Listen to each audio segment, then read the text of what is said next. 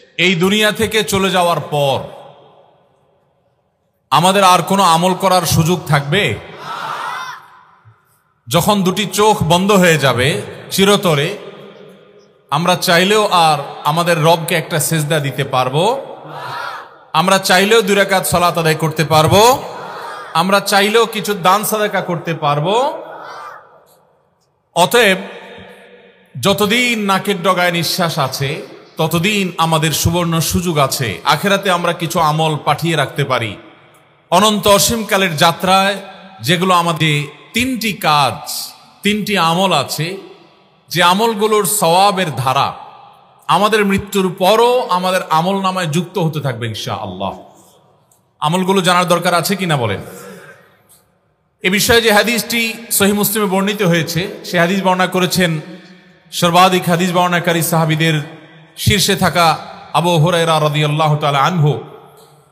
তিনি বর্ণনা করেছেন যে নবী করিম সাল্লাল্লাহু আলাইহি ওয়াসাল্লাম ইরশাদ করেছেন, ইযা মাতাল ইনসান ইনকাতাআ আনহু আমালুহু।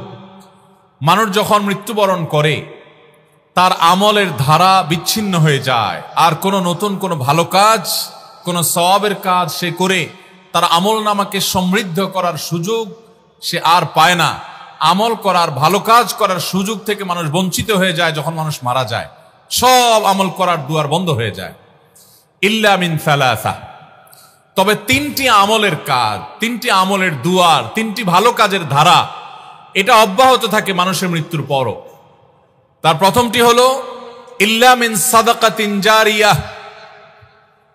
যদি কেউ জীবদ্দশায় কোনো এমন দান রেখে যায় যে দানটা ওয়ান টাইম দান না, যে দানটার উপকারিতা দীর্ঘমেয়াদ পর্যন্ত, দীর্ঘ সময় পর্যন্ত অব্যাহত থাকে, এইরকম কোন দান যদি কেউ রেখে যেতে পারে, সে দুনিয়া থেকে চলে যায়, ওই দান যতদিন পর্যন্ত তার কার্যকারিতা, তার উপকারিতা বেনিফিশিয়ারিরা ভোগ করতে থাকেন ততদিন পর্যন্ত তার আমল নামায় সওয়াব যুক্ত হতে থাকে, অ্যাড হতে থাকে।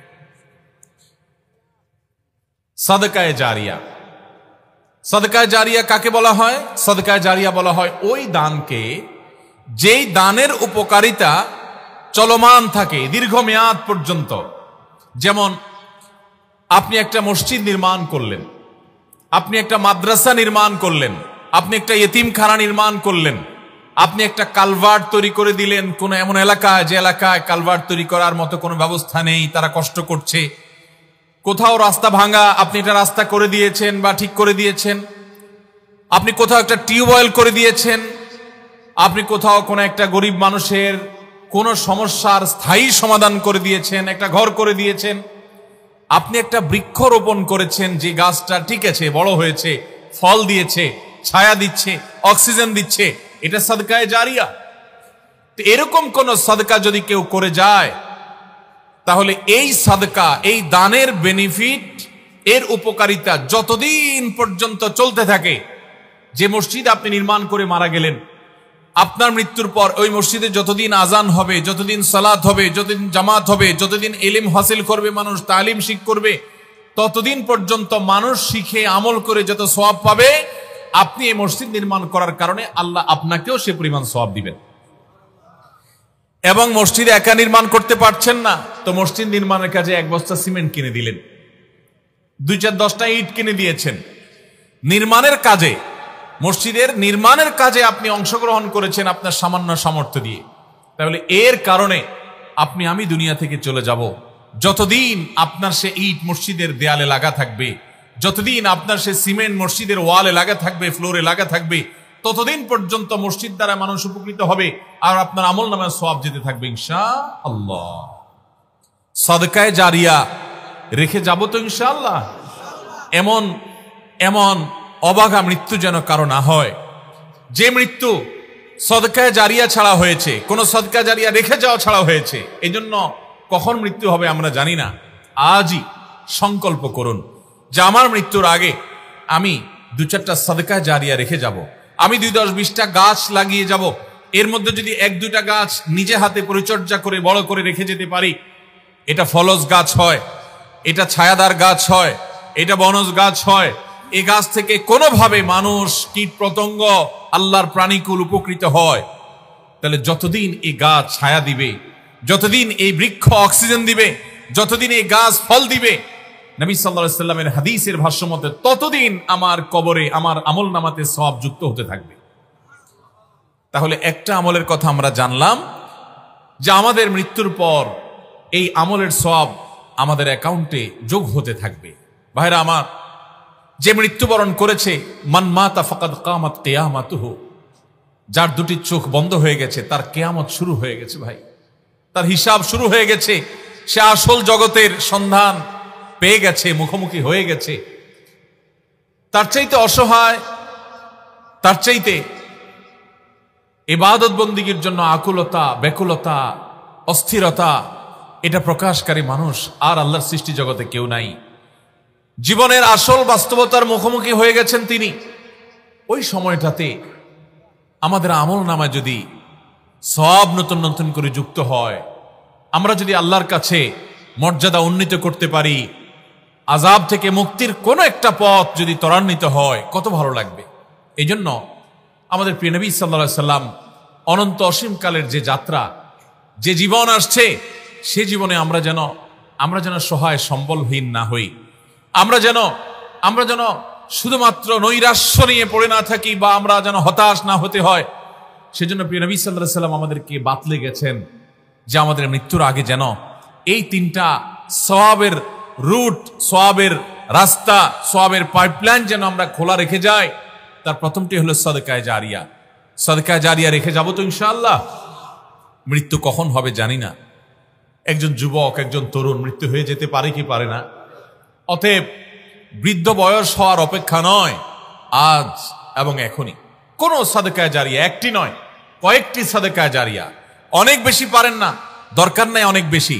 আপনি একটা ইট মসজিদে কিনে দেন, আপনি একটা ইট একজন গরিবের বাড়িতে নির্মাণের কাজে লাগাই দেন, আপনি একজন গরিবকে এমন কিছু করে দেন যেটা তার দীর্ঘমেয়াদে, একটা রিক্সা কিনে দেন, একটা সেলাই মেশিন কিনে দেন, এমন কিছু করে দেন যে এটার উপকারিতা দীর্ঘদিন সে পেতে থাকবে।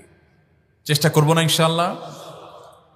আল্লাহ তাআলা আমাদের সবাইকে সাদকায়ে জারিয়া বেশি বেশি করার তৌফিক দান করুন। কারোর বাড়িতে টিউবওয়েল নাই, অনেক দূর থেকে পানি আনা লাগে, আপনি কষ্ট করে নিজে পারেন না তো কয়েকজন মিলে টাকা জোগাড় করে একটা টিউবওয়েল বসায় দেন। এই টিউবওয়েল যতদিন থাকবে তারা পানি পান করবে, আল্লাহ আপনার আমল নামে, আপনি দুনিয়া থেকে হয়তো চলে যাবেন, সওয়াব দিতে থাকবে। তাহলে একটা পেলাম যে মানুষের মৃত্যুর পর সকল আমলের দুয়ার বন্ধ হয়ে যায়, আমরা জানি। কিন্তু এই আমলের দুয়ার, এটার সওয়াব যুক্ত হওয়ার পথ খোলা থাকে সাদকায়ে জারিয়া রেখে গেলে। দ্বিতীয়, আও ইলমুন ইউনতাফাউ বিহি, এমন উপকারী ইলম যেটা থেকে অন্যরা উপকৃত হতে থাকে। এটা যদি রেখে দুনিয়া থেকে যাওয়া যায়, তাহলে আপনার রেখে যাওয়া জ্ঞান থেকে যত মানুষ উপকৃত হবে, তারা আমল করবে, অন্য আরো মানুষকে শেখাবে। এই সকল মানুষের যে সওয়াব আহরণ হবে ইলম অর্জন করে, জ্ঞান অর্জন করে, কোরআন হাদিসের কথা জেনে শিখে শেখানোর মাধ্যমে, আপনি যে শুরুটা করে দিয়ে গেছেন, আপনার আমল নামাতে সওয়াব যুক্ত হতে থাকবে। এই জন্য নিজের ছেলে মেয়েকে সূরা ফাতিহা শেখানো নিজে করবেন।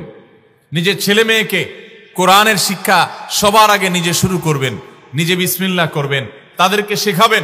শুধু ছেলে মেয়ে কেন, আপনি একজনকে একটা দোয়া শিখিয়েছেন, তিনি দোয়াটা সবসময় আমল করেন।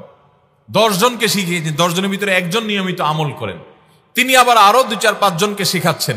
এর মধ্যে আপনার মৃত্যু হয়ে গেল। ওই যে আপনি শিখিয়ে দিয়ে গেছেন, সেজন্য সে আমল করছে, তার সব তো সে পাবেই। আল্লাহ তাআলা আপনাকে বোনাস হিসাবে, যেহেতু আপনি শিক্ষক ছিলেন, আপনি এর ধারাটা শুরু করে দিয়ে গেছেন, এজন্য তার সমপরিমাণ সওয়াব। এমনকি তিনি আরেকজনকে শিখাচ্ছেন। এইভাবে ধারা যতদিন পর্যন্ত যাবে, যতদূর পর্যন্ত যাবে, তাদের সবার সমপরিমাণ সওয়াব আল্লাহ তাআলা আপনার অ্যাকাউন্টে যোগ করবে।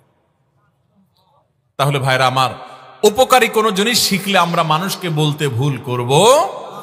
আজকে যে হাদিসটি আমি পাঠ করছি, এই হাদিসটাও আপনি জানার পর আপনি 10 জন, 20 জন, 30 জনকে জানাবেন, যাতে অন্যরাও শুরু করে দেয়। তাহলে আপনার বিজনেস চালু হয়ে যাবে, যে তারা আমল করবে, আপনি শিখিয়েছেন। এই জন্য আপনাকে আল্লাহ রাব্বুল আলামিন সওয়াব দিবেন, বঞ্চিত করবেন না। ভাইরা আমার, নবী করিম সাল্লাল্লাহু আলাইহি ওয়াসাল্লাম তিনি আমাদেরকে উপকারী ইলম, যে ইলমটা মানুষকে উপকার দিবে, মানুষকে ভালো পথে আনবে, এটা আমলের দিকে আনবে, গুনাহ থেকে দূরে সরাবে, সে আমলটাকে বিস্তার করবার জন্য, সেটাকে ছড়িয়ে দেওয়ার জন্য, অন্যদেরকে শিখাবার জন্য তিনি আমাদেরকে নির্দেশ করেছেন। আমরা সে চেষ্টা করবো তো ইনশাআল্লাহ।